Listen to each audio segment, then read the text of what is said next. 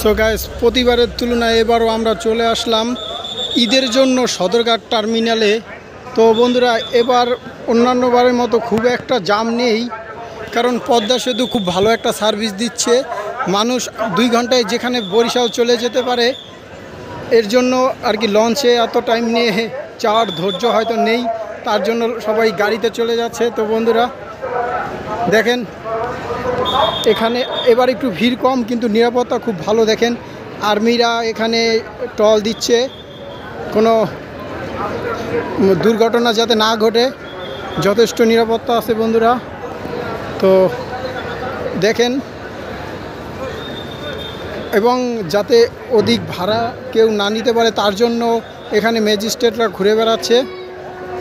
তো বন্ধুরা, লঞ্চে যদি যেতে চান তাহলে আমি আপনাদের সাজেস্ট করব রাতেই যাবেন, কারণ দিনে অনেক রোদ, লঞ্চের ভিতরে অনেক গরম থাকে।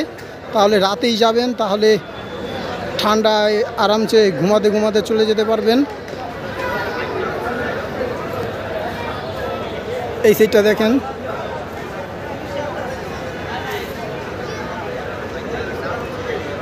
সো কাল বাদে পরশু দিন ঈদ, তো মানুষ তার জন্য তাড়াহুড়ো করে একটু যাচ্ছে। তো বন্ধুরা, আপনাদের আগেই বলেছি, এখানে যেহেতু এবার গাড়িতেই বেশি মানুষ চলে যাচ্ছে, তার জন্য লঞ্চ টার্মিনাল আর অন্যান্য বারের তুলনায় এবার একটু কম ভিড়।